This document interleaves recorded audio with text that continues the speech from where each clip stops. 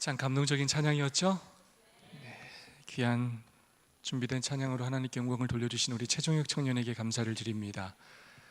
어떤 상황에도 나는 예배하네, 오늘 말씀의 주제와 아주 일치하는 것 같습니다. 우리의 삶이 그런 삶이 될 수 있기를 간절히 소망합니다. 아주 지루한 장마가 계속된 한 주였습니다. 집중력 가운데서 우리의 교회와 또 가정과 사업체를 지켜주신 하나님께, 그리고 안식일의 축복을 주신 하나님께 진심으로 감사를 드립니다. 주님의 거룩한 안식일의 시간을 기억하시어 성전을 찾으신 여러분 한 분 한 분을 다시 한번 진심으로 환영합니다. 쉬지도 않고 내리는 이 비처럼 이 안식일 넘치도록 퍼부어주시는 성령 하나님의 그 은혜와 능력을 체험하시는 이 한날이 될 수 있기를 간절히 소망합니다. 옆 사람과 뜨겁게 오늘도 사랑과 소망을 담아서 손잡고 또 안아주시면서 인사하고 시작하겠습니다.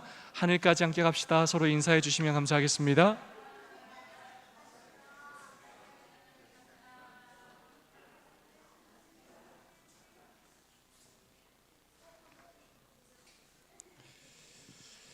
다시 한번 우리 김난영 집사님 이렇게 건강한 모습으로 함께 예배드리기 위해서 얼마나 반갑고 감사한지 모르겠습니다. 여러분, 만약 여러분이 탄 비행기가 눈 속에 덮인 산에 추락했는데 여러분이 기적적으로 살아남았다고 한번 생각해 보시기 바랍니다. 그런데 주변에 눈밖에 없고 먹을 것이 하나도 없다고 여러분 한번 생각해 보시기 바랍니다. 있는 것이라고는 그 비행기 사고로 죽은 친한 동료의 시신들 뿐입니다. 여러분들이라면 살기 위해 어떤 선택을 하시겠습니까? 살기 위해서 얼어있는 동료의 시신이라도 먹겠습니까? 아니면 굶어 죽겠습니까? 여러분, 질문 자체가 너무 끔찍하죠? 생각하기도 싫죠? 정말 말도 안 되죠? 이런 끔찍한 일이 실제로 있었습니다. 1972년 우루과이의 아마추어 럭비팀 선수들을 태운 비행기가 이 안데스 산맥에 추락했습니다. 승객 45명 중에 29명이 사망하고 16명이 생존했는데, 이 추락한 지점이 안데스 산맥 고산지대였기 때문에 구조대가 생존자들을 찾고 구조할 때까지 오랜 시일이 걸렸다고 합니다. 온통 눈으로 덮여 먹을 것 하나 없는 그곳에서 이 생존자들은 살기 위해 끔찍한 결정을 하게 됩니다. 바로 자신들과 너무나 가까웠던 그 죽은 동료들의 언시신을 먹기로 결정한 것입니다. 이 생존자의 한 명인 난도 파라도는 당시의 상황을 이렇게 설명했습니다. 제가 처음 시신의 살 조각을 먹었을 때 전혀 어떤 맛도 느낄 수 없었습니다. 억지로 삼켰어요. 죄책감은 들지 않았습니다. 저는 살기 위해서 먹은 것입니다. 저는 살기 위해서 먹은 것입니다. 이 극한의 상황에 몰리니까 자신이 살기 위해서 어쩔 수 없이 사랑하는 동료의 시신을 먹었다는 것입니다. 여러분이 얼마나 비참한 일입니까? 그런데 여러분, 성경에도 이와 비슷한 사건이 등장합니다. 또 가로되 무슨 일이냐? 여인이 대답하되 이 여인이 내게 이르기를 내 아들을 내라. 우리가 오늘날 먹고 내일은 내 아들을 먹자 하매 우리가 드디어 내 아들을 삶아 먹었더니 이튿날에 내가 이르되 내 아들을 내라. 우리가 먹으리라 하나 저가 그 아들을 숨겼나이다. 이 사건은 엘리사 선지자의 때 일로 이 사마리아가 아람 군대의 포위되었을 때, 그래서 그 성 안에 오랜 포위로 먹을 것이 하나도 없게 되었을 때 일어났던 일이었습니다. 두 여인이 먹을 것이 다 사라지고 먹을 것이 없게 되자 자기의 아이들을 차례로 삶아 먹기로 약속한 후에 한 아이를 먼저 삶아 먹은 후에 남겨진 아이를 감춘 일로 서로 다투는 내용입니다. 여러분, 얼마나 먹을 것이 없으면, 얼마나 극한 상황이면 자기 자식을, 살아있는 자기 자식을 자기 손으로 삶아 먹을 생각을 한단 말입니까? 그것도 부모가요. 아버지도 아니고 어머니가요. 여러분, 사람입니까? 정상입니까? 아니, 어떻게 그런 행동을 할 수 있단 말입니까? 여러분, 이런 사건이 성경에 또 등장합니다. 에가서 에레미야가 4장 10절의 말씀입니다. 천연의 백성에 멸망할 때에 자비한 부녀가 손으로 자기 자녀를 삶아 식물을 삼았도다. 저희가 최근에 함께 살펴봤던 말씀이기도 합니다. 예루살렘 성이 바벨론의 3차 침공으로 18개월 동안 포위당했을 때, 그래서 성 안에 기근과 전염병이 심해졌을 때 성경은 뭐라고 표현하냐면 자비한 부녀, 자애로운 어머니까지도, 여러분 누구까지도요? 나쁜 엄마 말고 진짜 사랑이 넘치는 그 어머니까지도 자기 손으로 자기 자녀를 삶아 식물로 먹었다는 것입니다. 여러분, 어떻게 이런 일이 일어날 수 있을까요? 여러분, 유다에 이런 역사가 또 한 번 있었습니다. 언제냐? AD 70년 로마의 티투스 장군에 의해서 예루살렘 성이 포위되었을 때, 그때도 굶주림의 극한의 상황에 치우친 그들이 자신들의 자녀를 삶아 먹는 일이 있었습니다. 사람이 어떻게 그럴 수 있느냐 라고 우리는 생각합니다. 그런데 여러분, 그러나 이것이 사람입니다. 사람은 있잖아요, 자신이 살기 위해서라면 어떤 일도 할 수 있는 존재가 바로 사람입니다.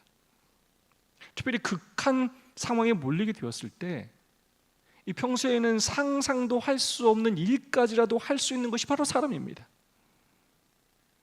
그런 극한의 상황에 몰리면 죄책감이건 도덕이건 윤리건 때로 종교건 아무것도 따지지 않고 살기 위해 극단적인 선택을 할 수 있는 것이 바로 사람입니다. 우리는 그 누구도 그런 상황을 직접 경험하지 않고는 나는 그렇게 하지 않을 수 있다고 장담할 수가 없습니다. 왜냐하면 그것이 바로 인간의 생존 본능이기 때문입니다. 빅터 프랭클이 쓴 죽음의 수용소라는 책이 있습니다. 이 책은 아우슈비츠 포로 수용소에서 살아남은 이 빅터 프랭클 박사가 생존자로 그곳에서 있었던 일을 기록한 책입니다. 이 아우슈비츠 포로 수용소에 수감이 되면 가장 먼저 선별 작업을 한다고 합니다. 어떤 선별 작업이냐면 누가 이 일을 할 수 있는 사람인지, 누가 이 일을 할 수 없는 쓸모없는 사람인지를 구별하는 작업입니다.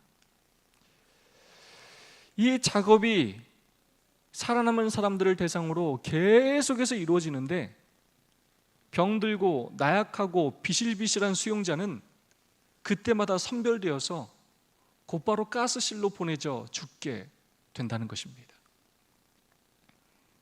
매번 반복되는 그 선별 검사 때마다 동료와 가족들이 죽어나가는 그 모습을 보면서 여러분, 얼마나 그 수감자들이 두려웠겠습니까?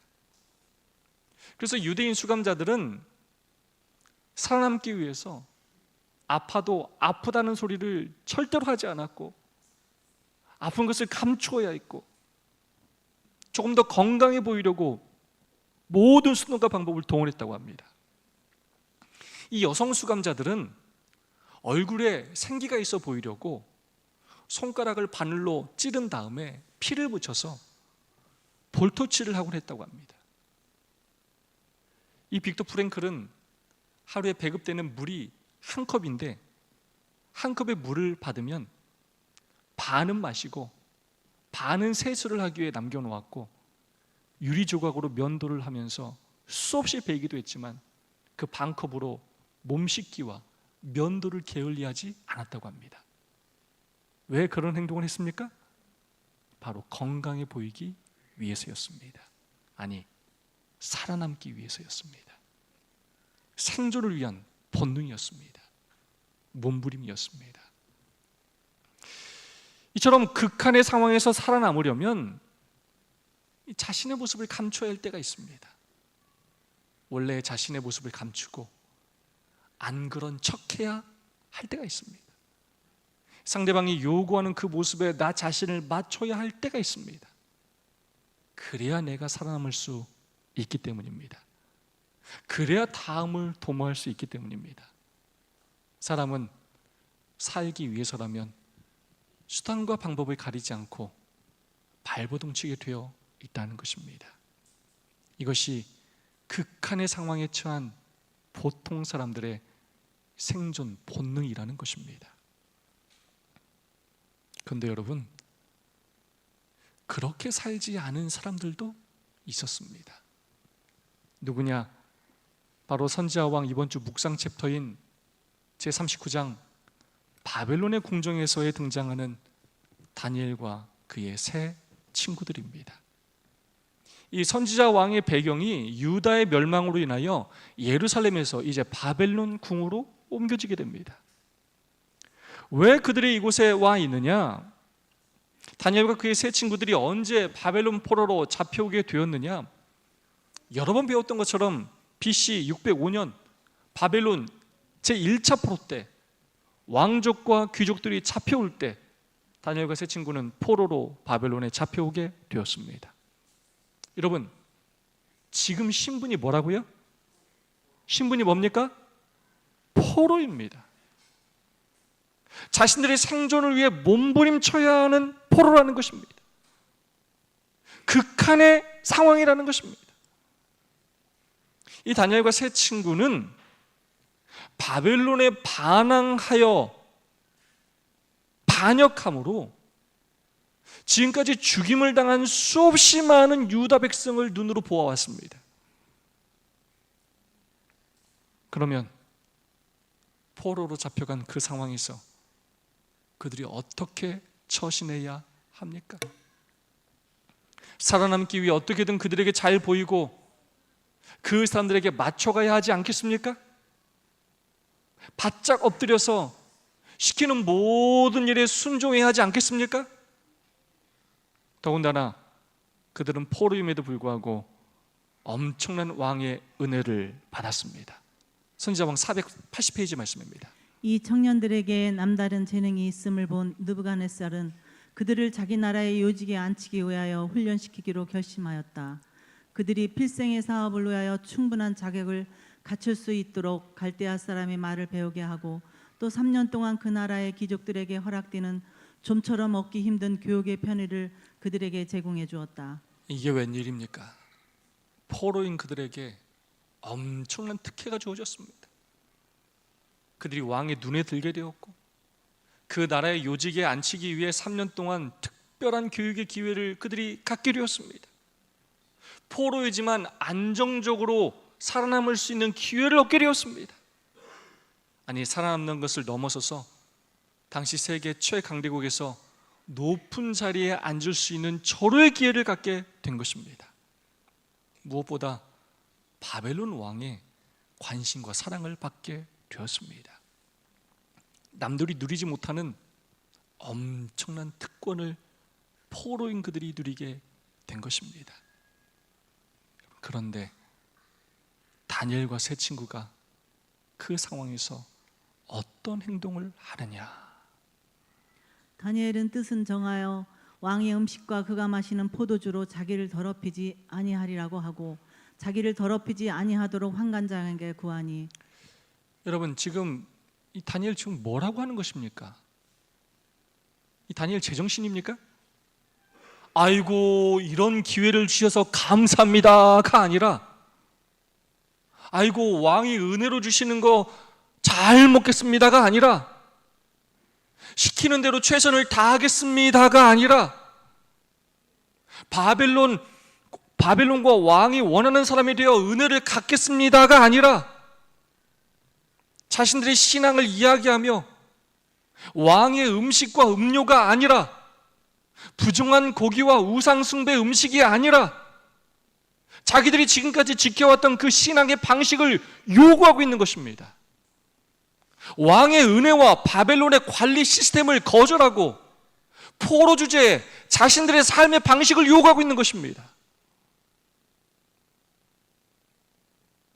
포로가 할 수 없는, 왕의 그런 은혜와 사랑을 받은 사람은 도저히 할 수 없는 뜻밖의 행동을 하고 있는 것입니다. 왕의 하사품인 진미와 포도주를 거절하고 있는 것입니다. 여러분, 이것은 간단한 행동이 아닙니다. 이거 지금 살겠다는 것입니까? 죽겠다는 것입니까? 환관장의 입장에서는 너무나 당혹스러운 요청이었을 것입니다. 왜 다니엘이 이런 결심을 하였을까요? 왜 이런 목숨을 건 요청을 하였을까요? 선지자 왕은 그 이유를 너무나 정확히 이야기하고 있습니다. 70년 포로 기간의 시초에 바벨론으로 사로잡혀간 이스라엘 자손 중에는 강철처럼 원칙에 굳게 서고 이기심으로 부패되지 아니하고 모든 것을 다 잃는다 할지라도 하나님께 영광을 돌리고자 한 그리스도인 애국자들이 있었다. 여러분, 다니엘과 세 친구를 뭐라고 표현하고 있습니까? 모든 것을 다 잃는다 할지라도 하나님께 영광을 돌리고자 한 그리스도인 애국자들. 바벨론 포로인 그들의 삶의 목적은 바벨론에서의 생존이 아니었습니다. 그냥 단지 살아남는 것이 아니었습니다. 바람 앞에 등불과 같은 그 상황에서, 왕의 한마디면 목숨을 잃을 수 있는 그 상황에서 어떻게 하면 살아남아서 다음을 도모할 수 있을까가 아니었습니다. 자신들의 모든 것을 다 잃는다 할지라도 그런 순간에서도 그들은 하나님께 영광을 돌리고자 하였습니다. 그래서 그들은 목숨을 걸고 환관장에게 요청을 한 것입니다. 그들의 삶의 목적은 생존이 아닌 사명이었습니다. 그 이방 나라에서까지도 하나님께 영광을 돌리는 일이었습니다.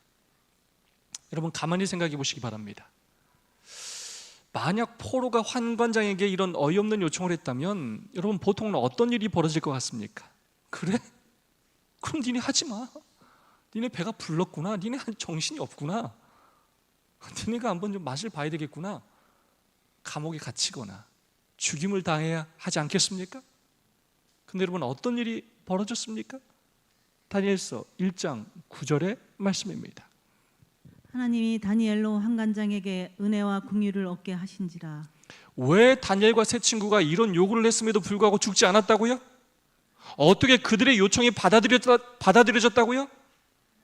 바로 하나님께서 개입하셨기 때문입니다. 하나님께서 다니엘로 환관장에게 은혜와 긍휼을 얻게 하셨기 때문입니다. 너무나 황당하고 너무나 어이없는 요구였음에도 불구하고 다니엘과 세 친구의 진실함과 그들의 겸손함과 하나님의 개입하심으로 환관장의 마음을 어루만지심으로 그들이 죽지 않고 그들의 요구가 응하게 되었다는 것입니다. 그리하여 그들의 요청대로 10일 동안 채식과 물을 주어 먹는 테스트를 하였고, 왕의 음식과 포도주를 마신 동료들과 비교했을 때 더욱 나아 보였다는 것입니다. 다니엘서 1장 14절로 15절의 말씀입니다. 그가 그들의 말을 쫓아 열흘을 시험하더니 열흘 후에 그들의 얼굴이 더욱 아름답고 살이 더욱 윤택하여 왕의 진미를 먹는 모든 소년보다 나아 보인지라. 여러분, 이 10일 동안의 시험으로 그렇게 뚜렷한 차이가 날 수 있습니까? 물론 분명 조금은 차이가 존재할 것입니다. 근데 10일 동안 그렇게 뚜렷한 차이가 난다는 것은, 이것은 놀라운 일입니다. 저는 이 일에도 하나님의 개입하심이 있었음을 진심으로 믿습니다. 하나님께서 다니엘과 세 친구가 모든 소년보다 나아 보이게 하셨을 것입니다. 그들의 눈이 그렇게 보이도록 만드셨을 것이고 다니엘과 세 친구들을 더욱더 빛나게 만드셨을 것입니다. 저는 이 말씀이 바로 그 이유라고 저는 확신합니다. 선지자왕 484페이지의 말씀입니다. 여호와께서는 히브리 청년들의 확고부동함과 자기 부정과 동기의 순결함을 귀중히 여기셨고 하나님의 복이 그들과 함께하였다. 어떻게 그들이 다른 모든 청년들보다 더욱 나아 보였다고요? 누가 함께 하셨다고요? 하나님께서 그들과 함께 하셨고 하나님의 복이 그들과 함께 하셨다는 것입니다. 여러분, 하나님께서 복을 주지 않으시면 우리의 노력은 아무것도 아닙니다. 정말 아무 소용이 없습니다. 우리가 결심하고 노력해야 하지만 궁극적으로 하나님께서 복을 주셔야 합니다. 486페이지 이렇게 말하고 있습니다. 그들은 하나님께서 복 주실 수 있는 곳에 자신들을 두었다. 아멘. 다니엘과 세 친구가 자신들의 마음대로 환경을 선택할 수는 없었지만, 그래서 비록 바벨론의 포로로 끌려갔지만 그 주어진 환경에서 생존이 아니라 사명을 위해 살아가므로 늘 하나님께서 자신들에게 복을 주실 수 있는 선택들을 했다는 것입니다. 그런 그들을 하나님은 축복하지 않으실 수가 없었다는 것입니다. 하나님께서 함께 하심으로 환관장의 마음에 은혜와 긍휼을 주셨고 하나님이 함께 하심으로 복을 주셔서 다니엘과 세 친구들이 다른 모든 청년들보다 나아 보였다는 것입니다. 하나님이 함께 하시고 복을 주심으로 그들이 왕의 신임뿐만 아니라 바벨론에서 귀하게 쓰임을 받는 사람이 되었다는 것입니다. 생존을 위해 산 것이 아니라 사명을 위해 살았을 때 단지 살아남는 것 정도가 아니라 높임을 받게 되었고 귀하게 쓰임을 받게 되었다는 것입니다. 포로였던 그들이 바벨론의 왕 다음의 자리까지 오르게 되었다는 것입니다. 여러분, 그럼 왜 하나님께서 다니엘과 세 친구에게 복을 주셨습니까? 바로 다니엘과 세 친구가 단지 생존을 위해서 산 것이 아니라 사명을 위해 살았기 때문입니다. 하나님께서 이런 그들의 믿음을 귀히 보셨습니다. 특별히 아까 읽었던 이 문장은 다니엘과 세 친구의 생존이 아닌 사명을 위한 삶을 세 단어로 묘사해주고 있습니다. 다시 한번 읽어볼까요? 여호와께서는 히브리 청년들의 확고부동함과 자기 부정과 동기의 순결함을 귀중히 여기셨고 하나님의 복이 그들과 함께하였다. 사실 이번 챕터는 중요하지 않은 말씀, 은혜가 되지 않는 말씀이 단 한 말씀도 없습니다. 그 중에서 이 말씀으로 오늘 함께 은혜를 나누고자 합니다. 바로 확고부동함과 두 번째 자기 부정과 세 번째 동기의 순결함을 귀중히 보셨다고 말하고 있습니다. 오늘은 시간상 이 세 단어를 두 개로 나누어 살펴보면서 우리가 이 마지막 시대에 어떻게 살아야 할지를 생각해 보는 시간을 갖고자 합니다. 다니엘과 세 친구의 생존이 아닌 사명을 위한 삶, 첫 번째는 바로 확고부동함입니다. 비록 그들이 포로로 잡혀왔지만 환경이 너무나 달라지고 그들에게 좋지 않았지만 그들의 삶의 목적은 달라지지 않았습니다. 그들의 믿음도 그들의 사명도 달라지지 않았습니다. 선지자 왕은 이렇게 표현하고 있습니다. 순경에서도 역경에서도 그들은 하나님께 영광을 돌렸고 하나님께서도 그들을 영화롭게 하셨다. 순경에서도, 그들이 예루살렘에 있을 때나 역경에서도 바벨론에서 포로로 있을 때나 그들은 전혀 달라지지 않았습니다. 그들은 바벨론 사람들을 두려워하지 않았습니다. 여러분, 유다의 마지막 왕 누구였습니까? 누구였습니까? 시드기야였습니다. 우리가 시드기야를 공부하면서 여러분 혹시 그를 특징 지었던 단어 혹시 생각이 나십니까? 혹시 생각나십니까? 우유부단함이었습니다. 그는 어물어물 망설이기만 하고 결단하지 못했습니다. 현실에 휘둘렸습니다. 그래서 바벨론에 항복하지 못했습니다. 생존하기 위해서 사명을 잃어버렸습니다. 그 이유가 무엇이었습니까? 바로 두려움 때문이었습니다. 유대인들을 두려워했고, 유대인들의 비난을 두려워했고, 생명을 잃을까 봐 두려워했습니다. 하나님은 두려워하지 않은 채 눈에 보이는 그 상황을 그는 두려워했습니다. 그 우유부단함 때문에 그는 비참한 최후를 맞이했습니다.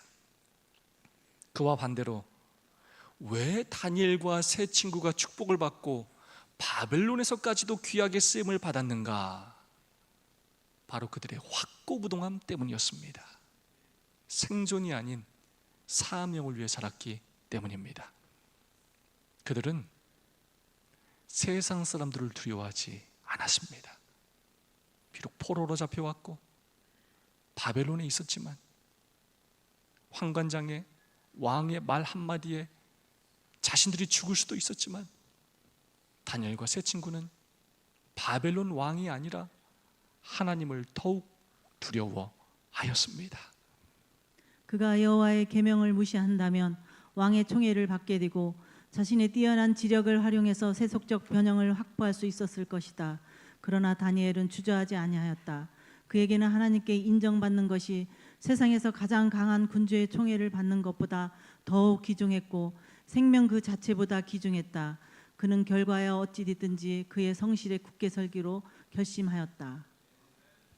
그러나 다니엘은 주저하지 아니하였다. 하나님께 인정받는 것이 세상에서 가장 강한 군주의 총애를 받는 것보다 더욱 귀중했고 생명 그 자체보다 귀중했다. 결과야 어찌되든지 그의 성실에 굳게 서기로 결심하였다.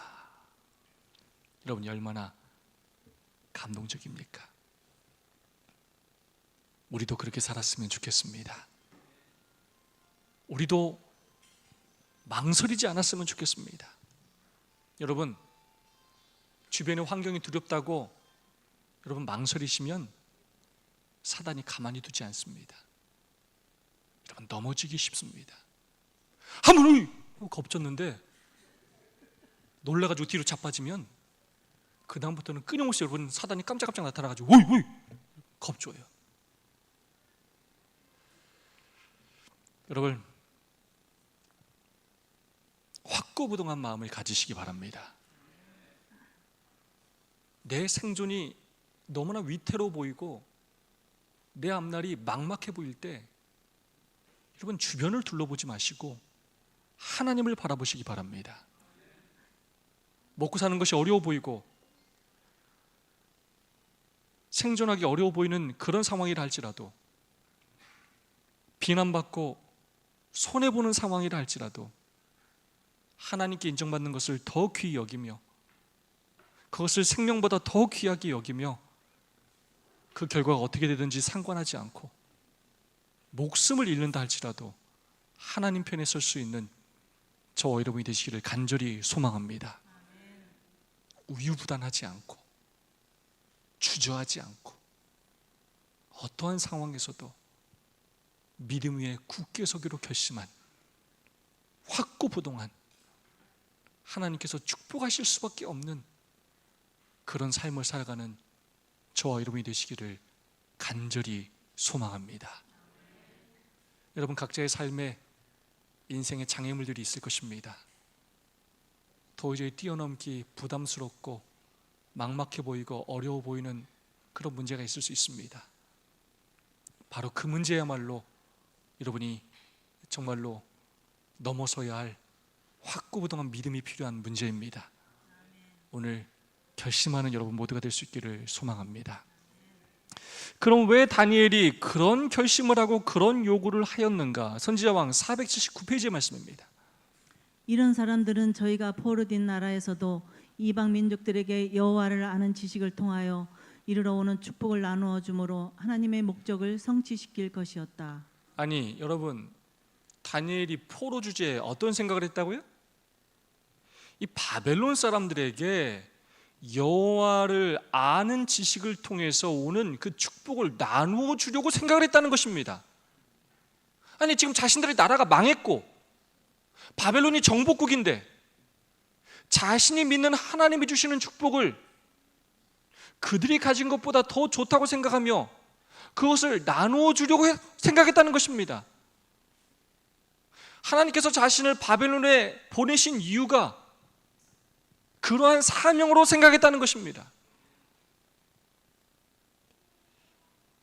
그럼 어떻게 다니엘이 그런 생각을 할 수 있었는가? 바로 세상 역사를 주관하시는 분이 하나님이심을 다니엘은 진심으로 믿었기 때문입니다. 하나님께서 자신을 그곳에 선교사로 축복의 통로로 보내셨음을 믿었기 때문입니다. 사랑하는 인천 세천사 하늘가족 여러분이시여, 그러므로 우리 또한 세상 사람들을 너무 부러워하지 말아야 합니다. 하나님께서 오늘 저와 여러분을 이곳에 있게 하신 이유는 바로 우리가 가진 여호와를 아는 지식에서 오는 그 놀라운 축복을 이웃들에게 나누어 주시기 위함입니다. 우리가 가진 것이 가장 좋은 것이라는 확신이 나에게 없으면 우리는 늘 세상 사람들을 부러워하게 됩니다. 우리의 삶을 그들에게 소개하려는 것이 아니라 그들의 삶을 따라가지 못해 안절부절하지 못하게 됩니다. 전도는 언제 하는 거냐면 내가 가진 것이 상대방이 가진 것보다 훨씬 좋다고 확신할 때, 그것을 진심으로 믿을 때 할 수 있는 것입니다. 다니엘은 그것을 진심으로 믿은 것입니다.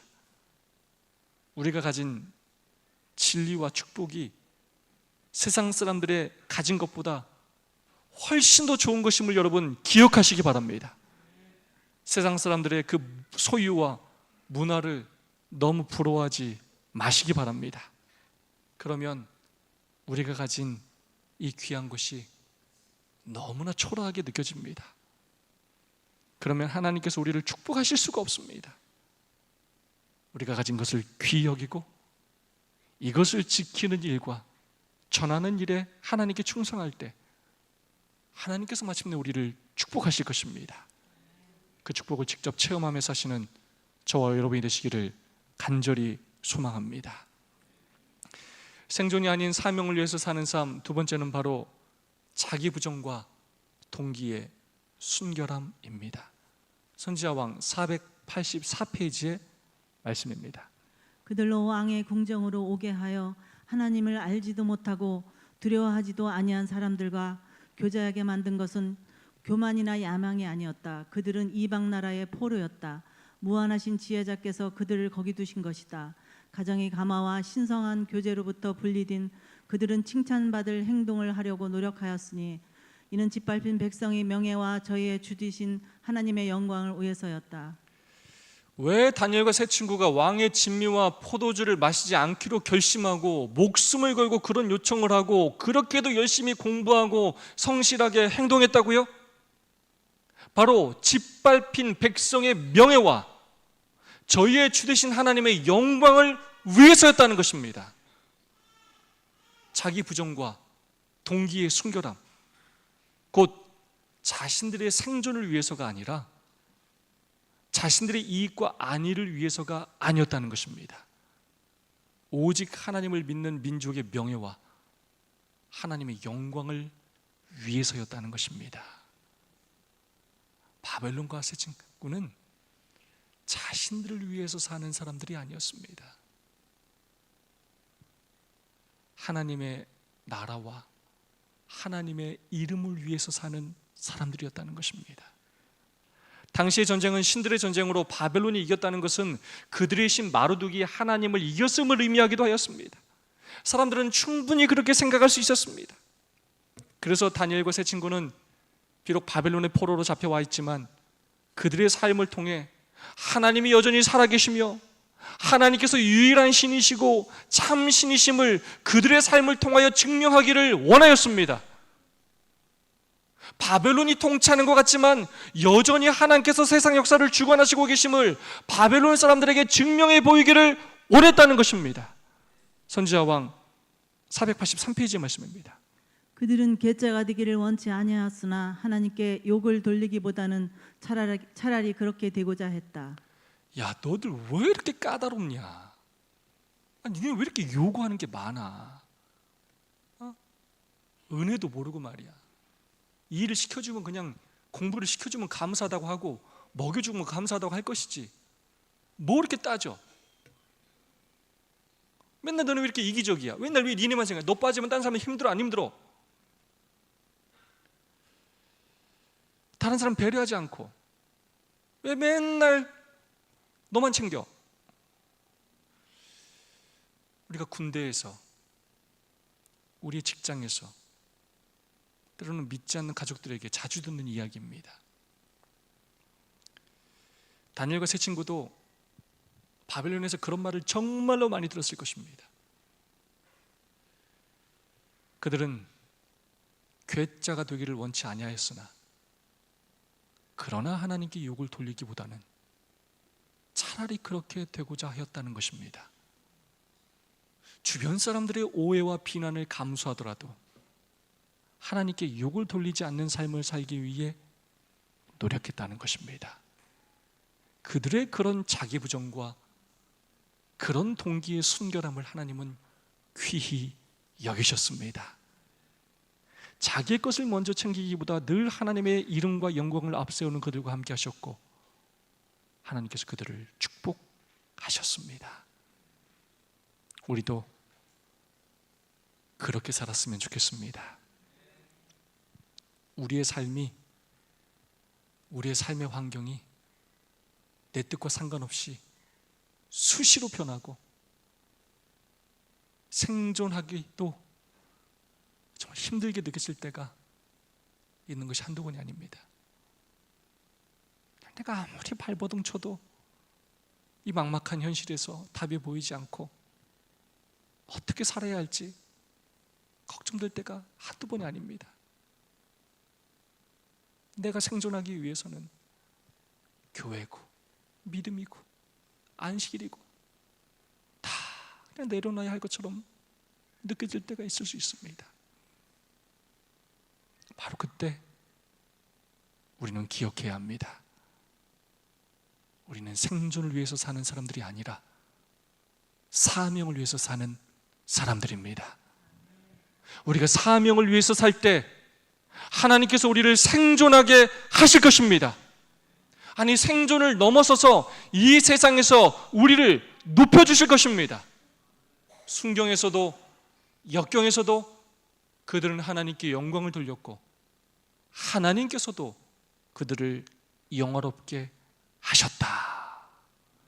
생존이 걱정되는 상황임에도 불구하고 우리가 하나님의 영광을 위해 확고부동한 마음으로 결심하여 믿음으로 살 때 마침내 하나님께서 우리를 영화롭게 하실 것입니다. 그러므로 나 스스로 살아보려고 발버둥 치지 마시고 나 스스로 높아지려고 하지 마시고 하나님께 영광을 돌리는 삶을 먼저 사시기 바랍니다.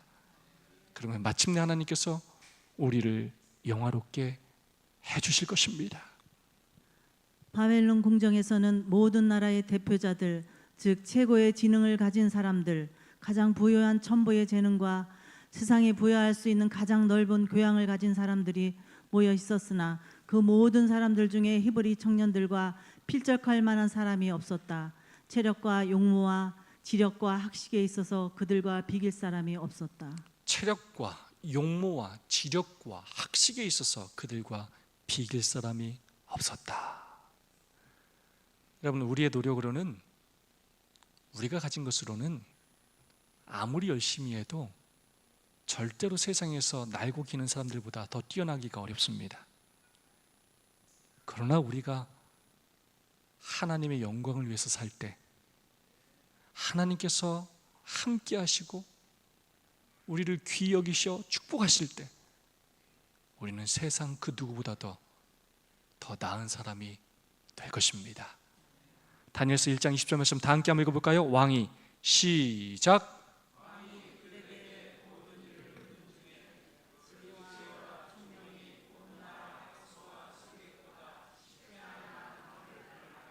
아멘.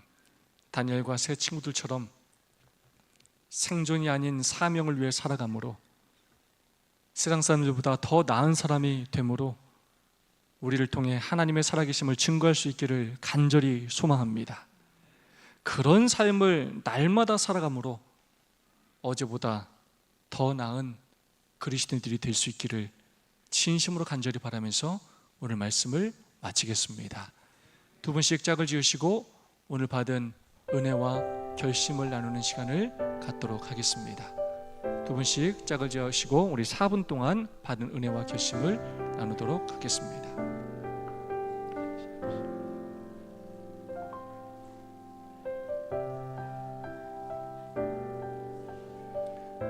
안솔자는 이명수 집사님 한번 하시죠.